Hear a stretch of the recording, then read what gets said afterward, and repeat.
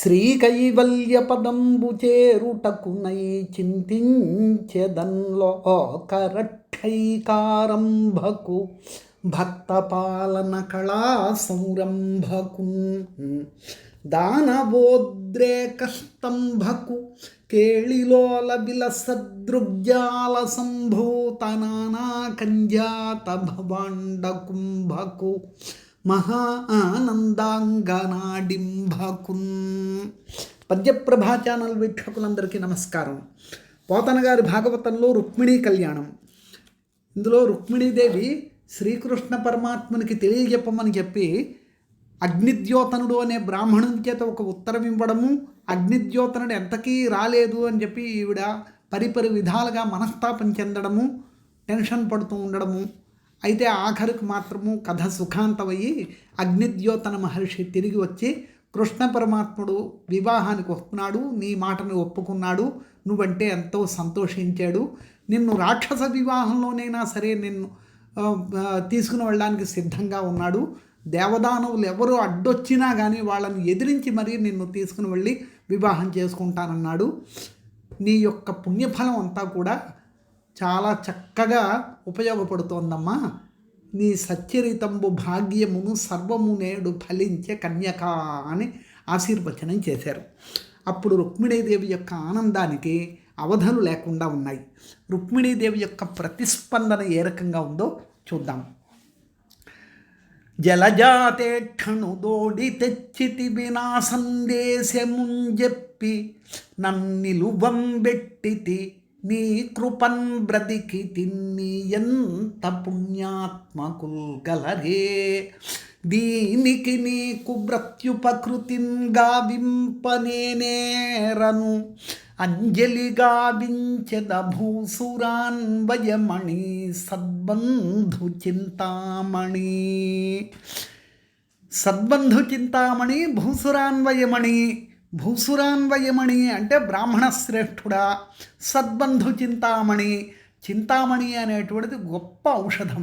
ఇంకా చనిపోవడానికి సిద్ధంగా ఉండేటువంటి మనిషిని కూడా బ్రతికించగలిగేటువంటి గొప్ప ఔషధం చింతామణి ఔషధం. బంధువులలో చింతామణి అయినటువంటి వాడా, బ్రాహ్మణ శ్రేష్ఠుడా, సాక్షాత్తు ఆ శ్రీకృష్ణ పరమాత్ముణ్ణి నీ వెంటనే తీసుకుని వచ్చేసి నా సందేశాన్ని చెప్పి నన్ను నిలువం పెట్టావు. అంటే నువ్వు కానీ ఈ శుభవార్త చెప్పకపోతే నా ప్రాణాలు పోయేవేమో. అంటే నా జీవితాన్ని నువ్వు నిలబెట్టినటువంటి మహాపుణ్యాత్ముడివి. నీ కృపన్ బ్రతికితిన్, నేను ఇప్పుడు ఊపిరి పీల్చుకుంటున్నాను అంటే బ్రాహ్మణ నీ యొక్క దయచేత నేను ఈ రకంగా ఉన్నాను. అందువలన నాకు ఈ భూమండలం మొత్తాన నీ ఎంత పుణ్యమూర్తులు ఇంకెవరు కనపడలేదు. నీ ఎంత పుణ్యాత్మకులు గలరే అంటే నీ ఎంత పుణ్యాత్మకులు ఎవరైనా ఉన్నారా అంటే ఇక్కడ లేరు అని అర్థం అన్నమాట. దీనికి నీకు ప్రత్యుపకృతిన్ గావింపనేనేరను. నువ్వు నాకు ఎంత ఉపకారం అయితే చేసావో తత్సమానమైనటువంటి ఉపకారము అంటే నీకు ప్రత్యుపకారం చెయ్యాలి అని అంటే ఏదో నేను చెయ్యాలి కదా. నా దగ్గర నేను చేయగలిగినంత ప్రత్యుపకారం నా దగ్గర మాత్రం లేదు. ఎందుకంటే నువ్వు చేసిన ఉపకారానికి తగినంత ఉపకారం చేసే సమర్థురాలిని కూడా కానేమో నేను. అంటే దాని అర్థం ఏమిటి? రుక్మిణీదేవి తన యొక్క ఎంత ఉపకారం చేద్దామన్నా కానీ బ్రాహ్మణుని ముందు దిగదుడిపే. అంతపాటి గొప్ప మహోపకారాన్ని నువ్వు నాకు గావించినటువంటి వాడివి.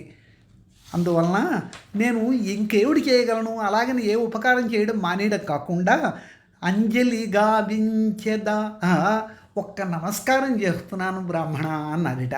అంటే రుక్మిణీదేవి అంత కష్టపడి ఇంత గొప్ప మహోపకారాన్ని సాధించినటువంటి ఆ బ్రాహ్మణునికి ప్రత్యుపకారం చేయడం అంటే ఏ బంగారమో లేకపోతే హారాలో ఏదో ఇచ్చి తనని సంతుష్టుని చేయడం మానేసి ఒక దండం పెట్టేసి నీకు నేను నమస్కారం చేస్తున్నాను అంటే సరిపోతుందా? అంటే బయటకు చూడడానికి ఒక నమస్కారం చేసేస్తే బ్రాహ్మణుడికి ఏమిటండి ఉపయోగం అనుకుంటాం. కానీ లోతుగా ఆలోచించాలి ఇలాంటి విషయంలో. ఎందుకంటే ఆవిడ రుక్మిణీదేవిని మనం అనుకుంటున్నాం, కానీ ఆవిడ ఎవరండి? సాక్షాత్తు ఆదిలక్ష్మి. అంటే లక్ష్మీదేవి అంతటి ఆవిడ నమస్కారం చేసింది అంటే ఒక బ్రాహ్మణుడికి అక్కడ దాని ఫలితం ఏ రకంగా ఉంటుంది? అపారమైనటువంటి పుణ్యఫలం బ్రాహ్మణుని యొక్క అకౌంట్లో పడిపోయిందన్నమాట. అలా కాకుండా వెంటనే ఏ రత్నాల హారమో ముత్యాల హారమో ఏదో బ్రాహ్మణుడికి చేతిలో పెట్టేస్తే అది అక్కడతోటి సింపుల్గా తేలిపోతుంది. కానీ ఎనలేని పుణ్యఫలాన్ని తన యొక్క ఖాతాలో వేసిందన్నమాట. అది అక్కడ పరమార్థం. దీని తర్వాత ఈ రకంగా నమస్కారం చేస్తే తరువాత జరిగినటువంటి సీన్ ఏమిటో చెబుతున్నారు పోతన గారు. అంత రామకృష్ణులు తమ కూతు వివాహంబునకు వచ్చుట విని తూర్యఘోషంబులతో నిదుర్కొని విధియుక్త ప్రకారంబునం పూజించి మధుపర్కంబులిచ్చి వివిధాంబరాభరణంబులు మొదలైన కానుకలు సంగి భీష్మకుండు బంధుజన సేనా సమేతులైన వారలకు తోర్ణంబుల సకల సంపత్ పరిపూర్ణంబులైన నివేశంబులు కల్పించి విడియించాను. అంటే భీష్మక మహారాజు రుక్మిణీదేవి యొక్క తండ్రి గారు ఆయన వెంటనే ఆయనకి విషయం బోలెడు మంది రాజులు ఈ వివాహానికి వస్తున్నారు. అందులో శ్రీకృష్ణ పరమాత్ముడును అలాగే తన యొక్క అన్న అయినటువంటి బలరాముడు వీళ్ళిద్దరూ కూడా వచ్చారన్న విషయం తెలిసింది. రామకృష్ణులే వచ్చేసారా ఈ వివాహానికి అని చెప్పి ఎంతో ఆనందపడిపోయి వాళ్ళని ఎదురేగి స్వాగతించి వాళ్ళకి కావలసినటువంటి విడిది అది ఇచ్చి వాళ్ళకి ఇవ్వవలసినటువంటి సత్కారాలన్నీ చేసి అలాగే ఇంకా తక్కినటువంటి రాజకుమారులు ఎవరెవరైతే వస్తున్నారో వాళ్ళ యొక్క స్టేటస్కి తగినటువంటి విడుదలన్నింటినీ కూడా వాళ్ళకి ఇచ్చి వాళ్ళని సంతృప్తి చెందించేట. ఇట్లు కూడిన రాజులకెళ్ళను వయోవీర్య బల విత్తంబులు ఎట్లట్ల కోరిన పదార్థంబులెల్ల నిప్పించి పూజించను. వాళ్ళ వయస్సు వాళ్ళ యొక్క పరాక్రమము వాళ్ళ యొక్క ధనము సంపద ఆయా స్టేటస్లన్నీ చూసుకుని దానికి తగినటువంటి విధంగా విడుదలను ఇచ్చాడన్నారు. అలాగే ఇప్పుడు ఎప్పుడైతే చాలామంది రాజకుమారులు వస్తున్నారో ఆ విదర్భపురంలో ఉండేటువంటి ప్రజలంతమంది కూడా ఒక్కొక్కళ్ళని చూస్తున్నారట. ఎందుకంటే వివాహం అవుతోంది, మహారాజు గారి యొక్క కుమార్తెకి వివాహం అవుతోందంటే వేరు వేరు దేశాల నుండి రాజకుమారులు మహారాజులు వాళ్ళంతా వస్తారు. మహారాజులు యువరాజులు ఎంతమందో వస్తారు. వాళ్ళంతమందిని ఒక్క వేదిక మీద చూసేటువంటి అవకాశం పురప్రజలకు ఎక్కడ కలుగుతుంది? ఇలాంటి వివాహ మహోత్సవాలను మాత్రమే కలుగుతూ ఉంటుంది. అయితే ఇక్కడ ఆ పురప్రజలకి ఇంకొక అదృష్టం ఏం కలిగిందంటేనట సాక్షాత్తు బలరామకృష్ణుల్ని చూసేటువంటి అదృష్టం కూడా కలిగింది. ఎప్పుడు వింటుంటారు కృష్ణుడు చిన్నప్పటి నుండి చాలా గొప్ప గొప్ప పనులన్నీ ఆచరించినటువంటి వాడు, కంసుడిని సంహరించినటువంటి వాడు, అలాగే శకటాసురుడు తృణావర్తుడు మొదలైనటువంటి వాళ్ళని చిన్న వయసులోనే సంహరించాడని, ఒక కొండనెత్తాడని ఇలా ఎన్నెన్నో చెప్పుకుంటూ ఉంటారు. అటువంటి కృష్ణుడిని ఇప్పుడు కళ్ళారా చూడగలుగుతున్నారన్నమాట. ఆ విదర్భపురంలో ఉండేటువంటి ప్రజలుట హరిరాక విని వచ్చి చూచి నేత్రాంజలులందదీయ వదన కమలపానంబు సేయుచు కృష్ణుణ్ణి కళ్ళతోటి స్వయంగా వాళ్ళు చూస్తూ వాళ్ళ యొక్క నేత్రాంజలులందదీయ వదన కమలపానంబు సేయుచు అంటే వాళ్ళ యొక్క కళ్ళతోటి ప్రత్యక్షంగా పరమాత్ముడిని చూస్తున్నారు. చూస్తూ అలా రెప్ప వేయకుండా ఉండిపోయారట. అప్పుడు వాళ్ళకు ఒక ఆలోచన వచ్చింది. ప్రతి మనిషి యొక్క మనస్సులోనే ఒకటే ఆలోచన వచ్చిందట. ఏమిటో రుక్మిణీదేవికి వేరే వివాహం అయిపోతోంది, ఆ శిశుపాలుడికి ఇచ్చి వివాహం చేస్తున్నారు. కానీ నిజంగా రుక్మిణీదేవికి సరైనటువంటి వరుడు ఈ శ్రీకృష్ణుడండి. వీళ్ళిద్దరికీ కానీ జంట అయితే అదెంత బాగుంటుందో. అంటే వీళ్ళిద్దరికీ వివాహం అవ్వాలి అని చెప్పి వాళ్ళు కూడా కోరుకుంటున్నారన్నమాట. వాళ్ళు ఏమిటనుకుంటున్నారో పోతన గారు చెబుతున్నారు. ఈ పద్యం చాలా చాలా ప్రసిద్ధి చెందినటువంటి పద్యం. తగునీ చక్రి విదర్భరాజసుతకు తథ్యం వైదర్భియుందగునీ చక్రికి. ఈ చక్రి విదర్భరాజసుతకు తగు. రుక్మిణీదేవికి ఈ చక్రి అంటే శ్రీకృష్ణుడు తగినటువంటి వాడు. తథ్యంబు వైదర్భియుందగునీ ఈ చక్రికి. ఇంకా చెప్పాలి అంటే రుక్మిణీదేవి కూడా ఈ శ్రీకృష్ణుడికి తగినటువంటిది. ఇంత మంచి దగునే దాంపత్యము ఈ ఇద్దరం దగులంగట్టిన బ్రహ్మనేర్పరి గదా. వీళ్ళిద్దరికీ కానీ వివాహం అయితే ఆ దాంపత్యము ఎంత గొప్పగా ఉంటుందో. వీళ్ళిద్దరికీ వివాహము సమకూర్తే అప్పుడు నిజంగా బ్రహ్మ అనేటువంటి వాడు నేర్పరి అయినటువంటి వాడు. చతుర్ముఖ బ్రహ్మ గొప్ప నేర్పరి అని ఎప్పుడు అనాలండి అంటే చూడచక్కని జంటగా ఇద్దరిని కలిపినట్టు నాడు మాత్రమే ఆ బ్రహ్మని నేర్పరి అనాలి. మా కోరిక ఏమిటంటే దర్పాహతారాతియై మగడౌగాబుత చక్రి ఈ రమణికిన్మా పుణ్యమూలంబునన్. మేము మా జీవితకాలంలో అంతో ఇంతో పుణ్యం చేసుకుని ఉంటాం కదా, మా పుణ్యఫలం వలన ఈ శ్రీకృష్ణుడు దర్పాహతారాతి అయి శత్రువులు అడ్డొస్తే వాళ్ళని జయించినా సరే ఈ రుక్మిణీదేవిని తీసుకుని వెళ్ళిపోయి వివాహం చేసుకుంటే ఎంత బాగుంటుందో. అంటే వాళ్ళు కూడా అంతర్గతంగా వాళ్ళ యొక్క మనస్సులలోని రాక్షస వివాహంలోనైనా సరే కృష్ణుడు రుక్మిణీదేవిని తీసుకుని వెళ్ళిపోయి వివాహం చేసేసుకుంటే చాలా బాగుంటుందిరా అని చెప్పి అనుకుంటున్నారట. తగునీ చక్రి విదర్భరాజసుతకుందథ్యంబు వైదర్భియుందగునీ చక్రికి ఇంత మంచి దగునే దాంపత్యము ఈ ఇద్దరందగులంగట్టిన బ్రహ్మనేర్పరి గదా దర్పాహతారాతియై మగడౌగాబుత చక్రియీ రమణికిన్మా పుణ్యమూలంబునన్. ఇలాగ పలికిన తర్వాత అక్కడ జరిగినటువంటి సిట్యుయేషన్ ఎలా ఉందో చెప్తున్నారు పోతన గారు. సన్నద్ధులై బహుశస్త్ర సమేతులై బలసి చుట్టును వీరభటులు గొలువా ముందటనుపహారములు కానుకలు గొంచు వర్గంబులై వారవనితలేగా పుష్పగంధాంబరభూషణ కలితలై పాడుచు భూసుర భార్యలరుగా పణబమర్దల శంఖ పటహ కాహళ వేణు భేరీ ధ్వనుల మిన్ను పిక్కటిలగా తగిలి సఖులు గొలువ తల్లులు బాంధవ సతులు తోడరాగ సవినయముగ నగరు వెడలి నడచే నగజాతకును మ్రొక్కబాల చికుర పిహిత ఫాలయగుచో. రుక్మిణీదేవి ఏమిటి చెప్పింది ఆ ఉత్తరంలోని? నన్ను నువ్వు కృష్ణ తీసుకుని వెళ్ళిపోవాలి అనుకుంటే అంతఃపురంలో అంతమందిని చంపి తీసుకువెళ్ళవలసినటువంటి అవసరం లేదు. మాకు ఒక కులాచారం ఉన్నది. వివాహంలో పెళ్లి కూతుర్ని పైన ఉండేటువంటి పార్వతీదేవి మందిరానికి తీసుకువెళ్ళి మొక్కించడం అనేటువంటిది ఒక ఆచారము. అందువలన అంతఃపురంలో నుండి నేను ఆ సందర్భంలో మాత్రం బయటకు వస్తాను. అప్పుడు నువ్వు నన్ను తీసుకుని వెళ్ళిపోవడం అనేది చాలా సులభంగా ఉంటుంది అని చెప్పింది కదా. ఇప్పుడు రుక్మిణీదేవి అమ్మవారిని పూజ చేసుకోవడానికి అని చెప్పి అంతఃపురంలో నుండి బయటకు వచ్చిందనమాట.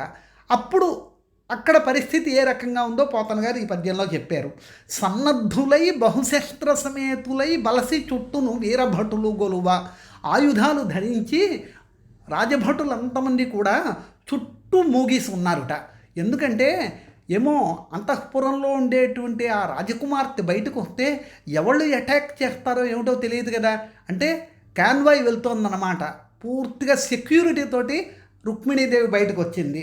తరువాత ముందటనుపహారములు కానుకలు గొంచు వర్గంబులై వారబనితలేగా. ఉపహారములు కానుకలు సారే ఇలాంటివన్నీ పట్టుకుని ఆడవాళ్ళు ముందు వెళ్తున్నారట. పుష్పగంధాంబరభూషణ కలితలై పాడుచు భూసుర భార్యలరుగా. ఇంకా బ్రాహ్మణ స్త్రీలు కొంతమంది వెళ్తున్నారట. వాళ్ళు పుష్పగంధాంబర భూషణ కలితలై అంటే పుష్పములతోటి గంధములతోటి మంచి వస్త్రములు అలంకారములు వేసుకొని చాలా సౌందర్యంగా ఈ బ్రాహ్మణ స్త్రీలు బయలుదేరి వెళ్తున్నారట. పణబమర్దల శంఖ పటహ కాహళ వేణు భేరీ ధ్వనుల మిన్ను పిక్కటిలగా. మిన్ను పిక్కటిలగా ఆకాశం మారుమోగుతూ ఉండేటట్టుగా పణవములు మర్దలములు శంఖములు పటహములు కాహళులు వేణులు భేరులు ఇవన్నీ మోగుతున్నాయిట. అంటే ఇవన్నీ వాద్య విశేషాలు. వాటన్నిటితోటి మంచి బ్యాండ్ మేళంతో రుక్మిణీదేవి అమ్మవారి కోవిలికి వెళ్తోంది. తగిలి సఖులు గొలువ తల్లులు బాంధవ సతులు తోడరాగా సవినయముగ నగరు వెడలి నడచె నగజాతకును మ్రొక్కబాల చికురపిహిత బాలయగుచో. ఓ బాల అంటే ఆ రుక్మిణీదేవి అమ్మవారి కోవిలికి వెళ్ళింది. ఇంకా ఎవరెవరు వెళ్తున్నారంటేనట తనకు తోడుగా సఖులు గొలువ తల్లులు బాంధవ సతులు తోడరాగా, అంటే సఖులు, తర్వాత బంధువులు, తర్వాత ఇంకా తన చుట్టాలు, వీళ్ళంతమంది వస్తున్నారట. ఇలా వస్తుంటే చాలా వినయంతో అమ్మవారి కోవిలికి వెళ్ళింది. మరియు సూతమాగధవందిగాయక పాఠక జనులంతంతను అభినందించుచుంజనుదేరా మందగమనంబున ముకుంద చరణారవిందంబులు డెందంబున తలంచుచు ఇందుధర సుందరీ మందిరంబు సేరి సలిలధారాధౌత కరచరణారవిందయ్యై వార్చి శుచియై గౌరీ సమీపంబున కుంజనియే.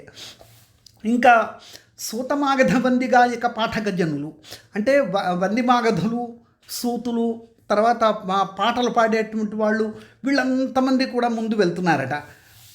అలాంటి సమయంలో రుక్మిణీదేవి ఫాస్ట్గా నడుచుకుంటూ వెళ్ళిపోకుండా మందగమనంలో వెళ్తోందట. ఆవిడ యొక్క మనస్సంతా ఎక్కడున్నది అంటే కృష్ణ పరమాత్మని యొక్క పాదాల మీద ఉన్నదిట. ముకుంద చరణారవిందంబులు డెందంబున తలంచుచు, అంటే కృష్ణుడు తన యొక్క అందాన్ని ఆవిడ మనసులో పెట్టుకోవడం కాకుండా కృష్ణుని యొక్క పాదాలనే పెట్టుకుంది. అంటే ఏంటి, ఎప్పుడైనా సరే నిజమైనటువంటి భక్తుడు భగవంతుని యొక్క పాదాలనే కోరుకుంటూ ఉంటాడు. అంటే రుక్మిణీదేవి కృష్ణునికి ఒక భక్తురాలిగా ఉన్నట్లు ఇక్కడ చెబుతున్నారు. తర్వాత అక్కడికి వెళ్ళిన తర్వాత చేతులు కాళ్ళు కడుక్కొని కోవిలలోనికి వెళ్తోందిట. అంత ముత్తైదువులకు భూసురోత్తముల భార్యలు భవసహితయైన భవానికి మధ్యనంబు గావించి గంధాక్షతంబులిడి వస్త్రమాల్య భూషణాదులను అలంకరించి ధూపదీపంబుల సంగి నానా విధోపహారంబులు సమర్పించి కానుకలిచ్చి దీపమాలికల నివాళించి రుక్మిణీదేవిని మృక్కించిరి. అమ్మవారిని బాగా అలంకరించి అమ్మవారికి స్నానం చేయించి అమ్మవారిని అలంకరించి పుష్పాలతోటి మంచి బట్టలతోటి అలంకారం చేసి అమ్మవారికి ధూపదీపాలన్నీ ఇచ్చి నైవేద్యాలు పెట్టి రుక్మిణీదేవి చేత అమ్మవారికి నమస్కారం చేయించారట. అప్పుడు అమ్మవారు ఎదురుగా ఉంటే రుక్మిణీదేవి అమ్మవారికి ఎంతో భక్తి శ్రద్ధలతోటి మనసులో ఒక కోరికతోటి నమస్కారం చేసుకుంటోందిట. ఆ పద్యం అండి చాలా చాలా ప్రసిద్ధి చెందినటువంటి పద్యం పోతన గారి భాగవతం రుక్మిణీ కళ్యాణంలో. నమ్మితి నామనంబున సనాతనులైన యుమామహేసులన్ మిమ్ము పురాణ దంపతుల మేలు భజింతు గదమ్మ మేటి పెద్దమ్మ దయాంబురాసివి గదమ్మ హరింబతిసేయుమమ్మ నిన్నమ్మిన వారికెన్నడును నా ఆశములేదు గదమ్మ ఈశ్వరీ. నమ్మితిన మనంబున సనాతనులైన యుమామహేసులన్, ఉమామహేశులు పార్వతీ పరమేశ్వరులను నేను ఎప్పుడూ నమ్ముకున్నటువంటి దాన్ని. ఎందుకంటే మిమ్మల్ని నమ్ముకుంటే నా జీవితం అనేటువంటిది ఫలప్రదం అవుతుంది. మిమ్ము పురాణ దంపతుల మేలు భజింతు గదమ్మ. పురాణ దంపతులు అంటే ఆది దంపతులు మీరు. మిమ్మల్ని నేను ఎప్పుడూ కోరుకుంటూ ఉంటాను, మిమ్మల్ని ఎప్పుడూ నేను స్మరిస్తూ ఉంటాను.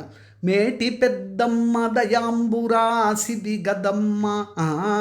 మేటి పెద్దమ్మ అంటే మీకంటే పెద్దమ్మ ఇంకెవరూ లేరు. ఎందుకంటే ముగ్గురమ్మల మూలపుటమ్మవు నువ్వు. దయాంబురాసిది దయా సముద్రానివి నువ్వు. ఎందుకంటే నువ్వు చిన్న బిసరు లేసి మాత్రమైనటువంటి దయ చూపిస్తే చాలమ్మా మా జీవితాలు బాగుపడిపోతాయి. నా కోరిక ఒక్కటే, హరిం బతిసేయుమమ్మ. కృష్ణ పరమాత్ముణ్ణి నాకు భర్తగా చేసిపెట్టు తల్లి. అంతేకాదు నిన్నమ్మిన వారికెన్నడును నాశము లేదు గదమ్మ ఈశ్వరీ. నిన్ను ఎవరైతే నమ్ముకుంటారో వాళ్ళకి ఎప్పుడు కూడా కష్టం కలగదమ్మా. అది నా నమ్మకం. నా కోరికని తీర్చు తల్లి అని చెప్పి అమ్మవారిని మనసులో ఎంతో ప్రాధేయపడుతూ కోరుకున్నాడిట.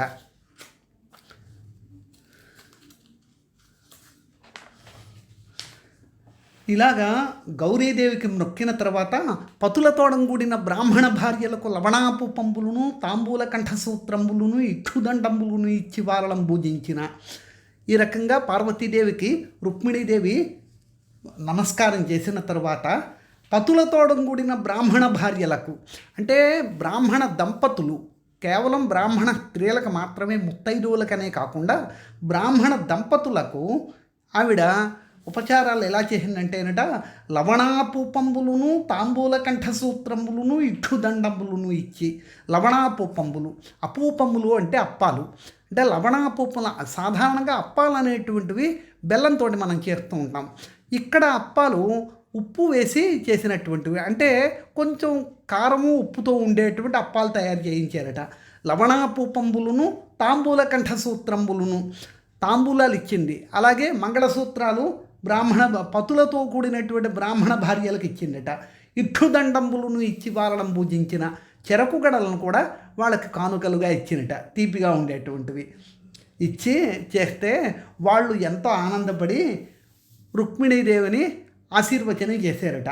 వారలు ఉత్సహించి వాళ్ళ నొప్ప దీవించి శేషలిడిరి యువతి శిరమునందు. వాళ్ళు ఎంతో ఆనందపడిపోయి రుక్మిణీదేవిని ఎలాగ దీవించారట, శేషలిడిరి యువతి శిరమునందు. జనరల్గా తల మీద అక్షతలు వేసి ఆశీర్వచనం చేస్తూ ఉంటాం. అంటే రాజుల దగ్గర ఉండేటువంటి ఆచారం ఏమిటంటే రాజుల తల మీద పేలాలు వేసి ఆశీర్వచనం చేస్తూ ఉంటారు.